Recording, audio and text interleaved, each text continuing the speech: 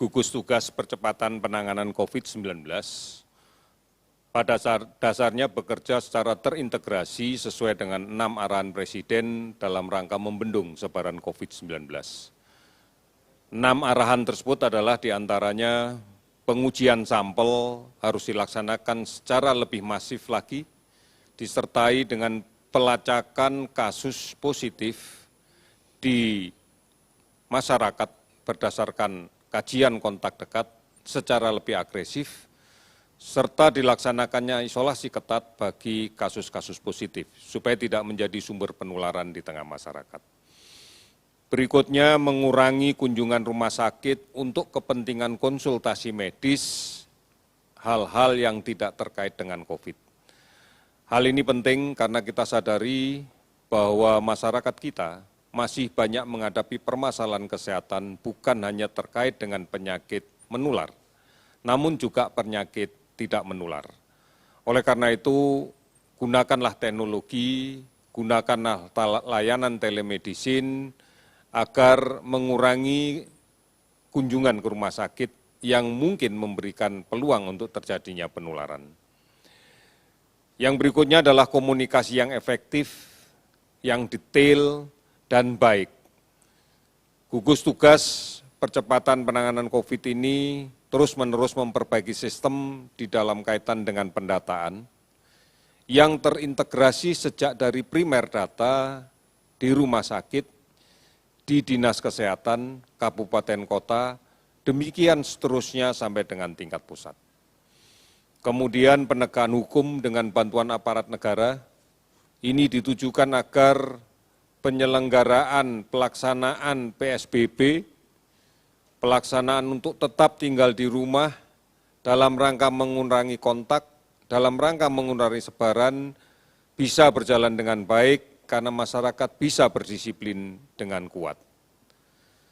Kemudian semua pihak harus memberikan jaminan arus logistik bisa berjalan dengan lancar, mulai dari pusat sampai daerah, mulai dari gudang-gudang logistik sampai ke daerah. Dan beberapa kebijakan stimulus ekonomi harus betul-betul tepat sasaran sebagai bagian dari jaring pengaman sosial yang memang harus dibuat agar fokus pada pemutusan rantai penularan COVID-19 bisa dilaksanakan oleh semua pihak. Saudara-saudara, COVID-19 hanya dapat dicegah dengan disiplin yang kuat dan semangat gotong royong. Ini menjadi kunci untuk kita. Disiplin yang kuat mematuhi peraturan dan semangat gotong royong untuk saling membantu. Hal ini harus dilaksanakan secara bersama-sama dan terus-menerus. Tidak boleh terputus.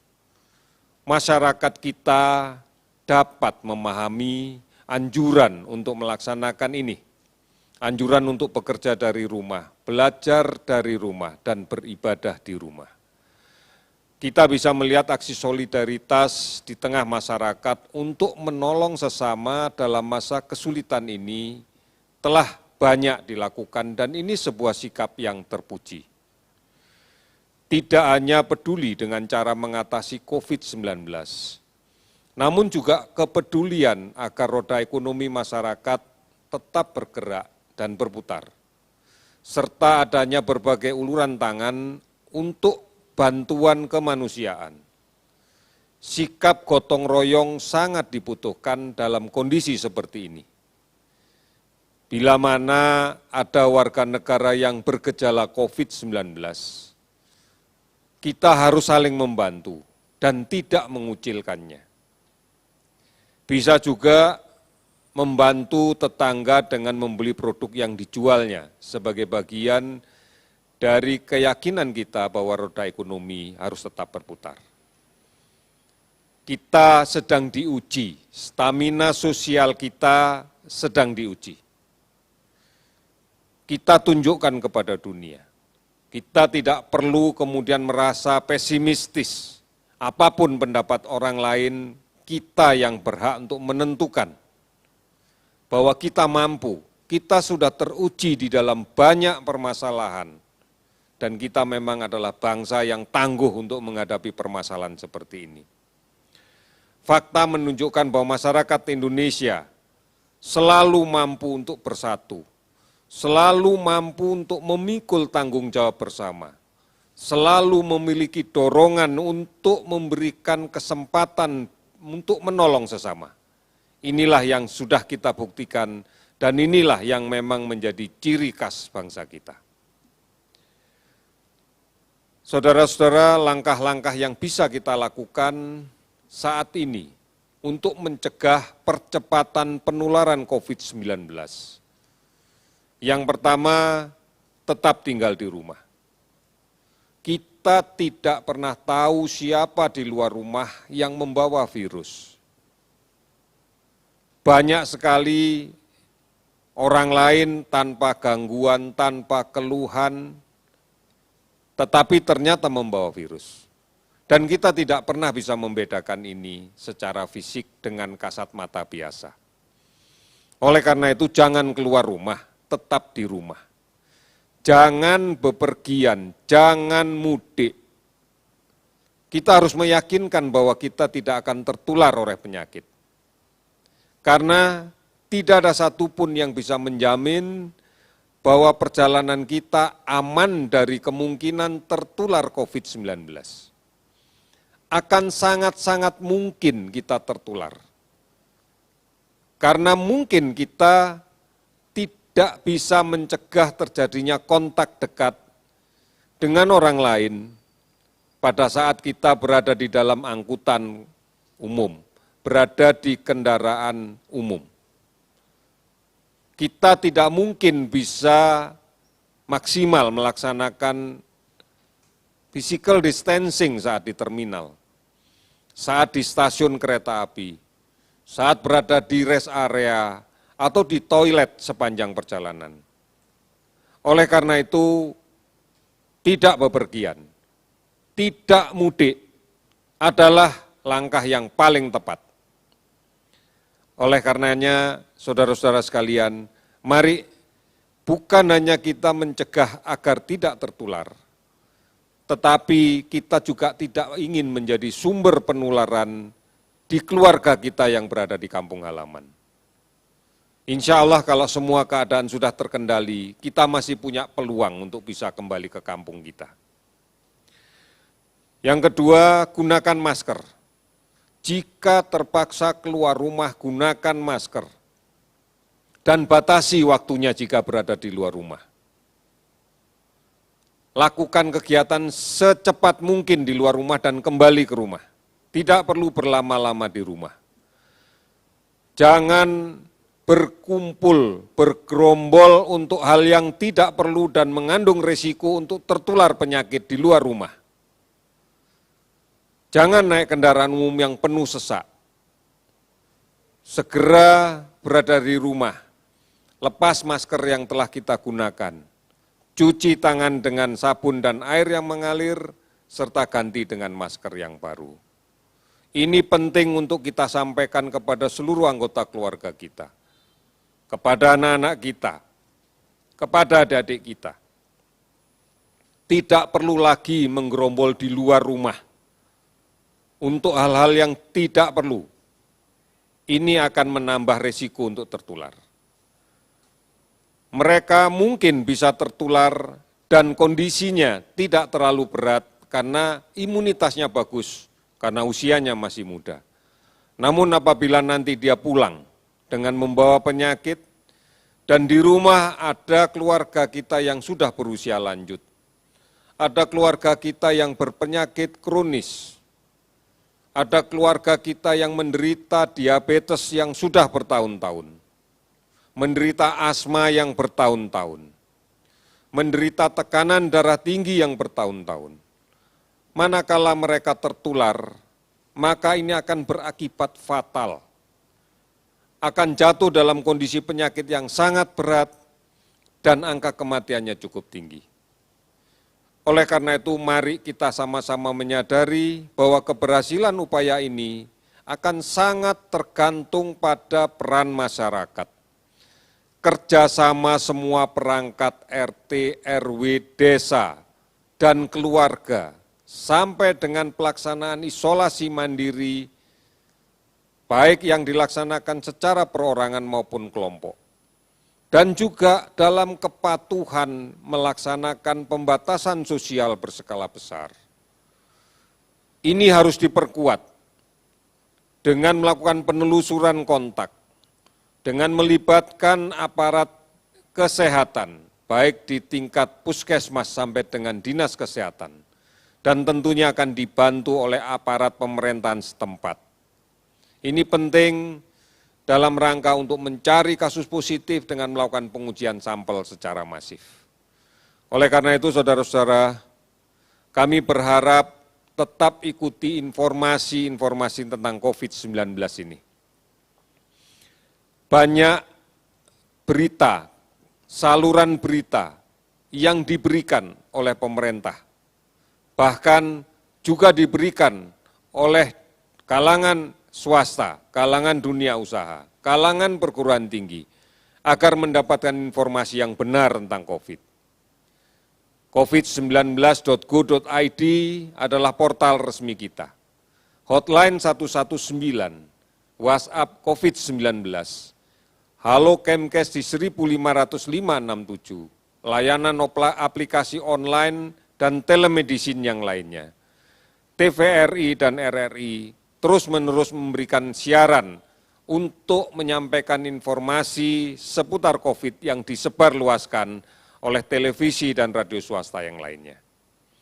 Saudara-saudara, sampai dengan hari ini 26 April 2020 pada pukul 12, data yang kami dapatkan adalah sebagai berikut.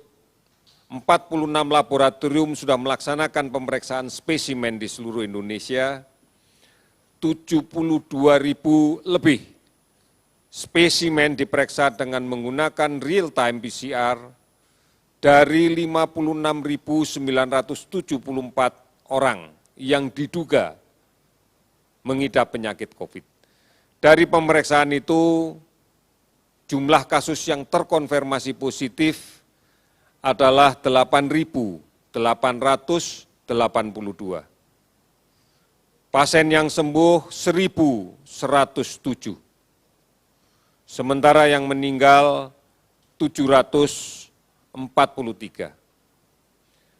Kinerja kita terhadap pencatatan orang dalam pemantauan saat ini akumulasinya adalah 202.040 orang. Sebagian besar sudah selesai dipantau. Ini adalah akumulasi kinerja kita. Pasien dalam pengawasan 19.648 orang. 34 provinsi telah terdampak dan 282 kabupaten kota terdampak. Sebaran pasien sembuh di Jakarta 335 orang, Jawa Timur 138 orang, Sulawesi Selatan 99 orang, Jawa Barat 93 orang, Bali 75 orang, dan sebagian dari 29 provinsi yang lainnya totalnya adalah 1.107 pasien sembuh. Data yang kita dapatkan hari ini penambahan kasus positif yang terkonfirmasi dengan pemeriksaan real-time PCR adalah 275. Sehingga total menjadi 8.882. Jumlah pasien sembuh 65 orang, sehingga total menjadi 1.107 orang. Pasien meninggal 23 orang, menjadi 743 orang. Ini yang harus kita pahami bahwa penularan masih terjadi. Oleh karena itu, mari kita berpartisipasi secara aktif dalam penanganan COVID-19 ini dengan memutuskan penularan infeksi COVID-19 ini. Mari pastikan kita tidak tertular. Mari kita sebarkan dan laksanakan penggunaan masker. Hargai dan bantu mereka yang melakukan isolasi mandiri. Jangan didiskriminasi pasien COVID-19 yang sudah sembuh. Keberhasilan untuk membendung penularan COVID-19 akan sangat mempengaruhi beban perawatan di rumah sakit. Semakin banyak pasien yang dirawat akan semakin berat beban kita. Dan akan makin berat untuk menurunkan jumlah angka kesakitan dan angka kematian karena COVID. Oleh karena itu mari kita lawan COVID ini. Tingkatkan imunitas diri. Sabar dan tenang, tidak panik, istirahat yang cukup dan teratur. Jaga jarak, pakai masker, cuci tangan dengan menggunakan sabun dan air yang mengalir. Mari kita bergotong royong dan bersatu untuk melawan COVID-19. Dari pusat sampai ke desa, sampai ke RW, RT, sampai ke keluarga. Saudara-saudara kita yang telah bekerja di gugus tugas percepatan COVID-19 di daerah telah bekerja dengan baik. Oleh karena itu, kita berharap upaya kinerja ini kita tingkatkan lagi. Sesuai instruksi Presiden, maka kepala daerahlah yang harus menjadi kepala gugus tugas percepatan penanganan COVID-19. Ini adalah bencana nasional. Tanggung jawab berada di pimpinan-pimpinan daerah. Demikian seterusnya sampai dengan pimpinan nasional. Oleh karena itu, kepala daerah adalah penanggung jawab dari gugus tugas percepatan penanganan COVID-19. Kepala gugus tugas memiliki tanggung jawab untuk mengendalikan, untuk memegang komando utama dalam memerangi COVID-19. Ini sudah jelas dan tertuang di dalam Surat Edaran Menteri Dalam Negeri 440-2522/SC. Oleh karena itu, kita berharap bahwa pimpinan komando dari kepala daerah ini akan memantapkan kita untuk menjaga semua masyarakat tetap berada di rumah, produktif dari rumahnya, dan mewaspadai ancaman penyakit yang lain, dan saat ini adalah ancaman demam berdarah. Oleh karena itu, lakukan pemberantasan sarang nyamuk secara terintegrasi dengan seluruh sistem, bersama keluarga, di rumah, laksanakan pemberantasan sarang nyamuk. Kita bisa menjadi teladan dalam menyelamatkan keluarga, menyelamatkan tetangga, menyelamatkan lingkungan, dan menyelamatkan bangsa. Saudara-saudara, kita pasti bisa melaksanakan ini. Kita pasti mampu menangani ini. Terima kasih, selamat sore.